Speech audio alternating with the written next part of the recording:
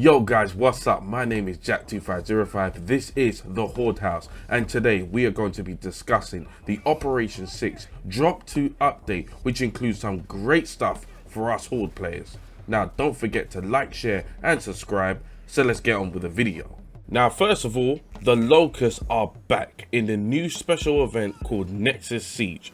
This is an event that will face you up against the Locusts, the return of the Lambert and special Horde bosses. Now the Horde bosses making an appearance are Khan, Jamad, Queen Mira and the return of the daddy, the big man, Ram. The Nexus Siege event is such a great addition to Gears 5, and let's hope that the Locusts can make it into regular Horde in the next operation. And TC, why is this only a temporary event? And again, probably the number one thing that people are saying right now is, why no option to play in custom lobby? I mean, TC from Operation 7, please make this happen. Also, a few general changes for PvE in this update, starting with players are no longer able to earn master difficulty rewards by playing on beginner difficulty using an exploit. Now, I didn't even know about that, but you know, fair play, that's gone. The Wakatu will no longer burrow underground and never come back. That was extremely irritating, and I'm so happy that TC has fixed this, because this was ruining a lot of Horde matches for people. New mutator, cheap fortifications, fortification build costs reduced by 30%. This is quite a really good one, and it will encourage more people to pick the engineer in the daily Horde. New mutator, stim drones. Drones gain stim on damage done to players. Ooh, this is that's quite a nasty one actually. Decrease elite drone base damage from 35 to 34. Not much of a change there. I would still say that the elite drones are still a major threat, and proceed with caution. Increase base juvie execution delay from 10 seconds to 14 seconds. Now, what I'm about to say is probably going to be a very unpopular opinion on this. I think they should have just left the juvies the way they were. Because the thing with the juvies, they're weak, not that much health. I know they do a lot of melee damage, but that was a major strength that they had, was once you were down, it would execute you more or less immediately, which made the juvies quite strong. I think they should have just left the juvies the way they were, but that's just my opinion, and that's fine. Decrease Guardian stroke Sentinel shield health from 1200 to 1000. Fair enough change there. At times it will take forever to take the shield down, depending on the team, or if you had quite low DPS team, the Guardian and Sentinels will just be flying around forever.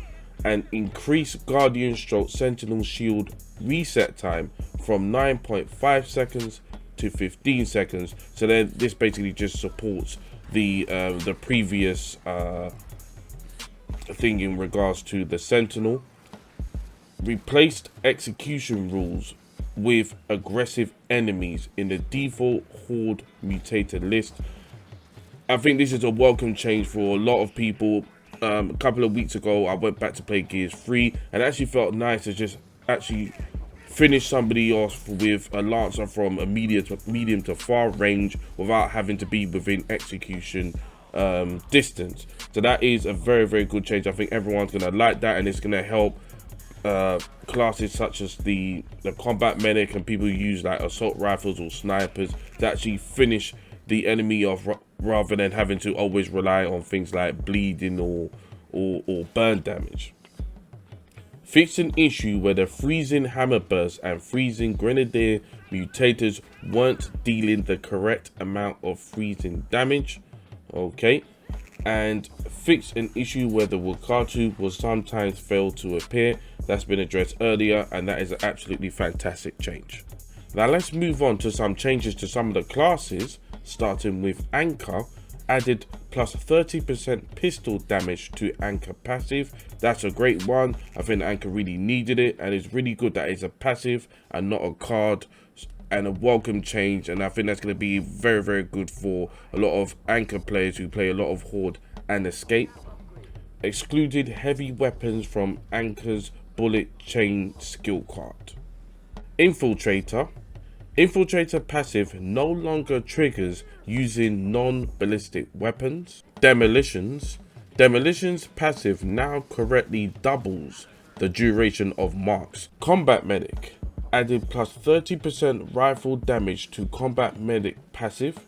Increased radius of combat medic's intervention skill card from 10 meters to 20 meters.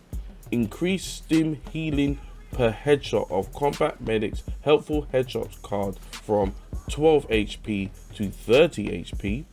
And decreased team revive recharge time from 300 to 250. Brawler. The Brawler's Soothing Warmth card will now apply to the Scorcher. Hip hip hooray, I love this change. And the Protector Big Knife skill card now correctly deals 130% damage at level 6. There's also a new map called Tomb, which has a very dark tone and vibe going back to the gritty roots of Gears 1 and Gears of War 2. It's also a very fun map to play Horde on, and I would love to see the Locust on this map. I will be going into detail with some of the changes to classes in future videos within the next week or so. Also, I stream Horde every week on Twitch, the Horde House, so feel free to click on the Twitch link below and follow me on Twitch. Now, thank you very much for making it to the end of the video. My name is Jack2505. This is the Horde House, and I'll see you guys in the next video, and I hope you enjoy Operation 6 Drop 2. Peace.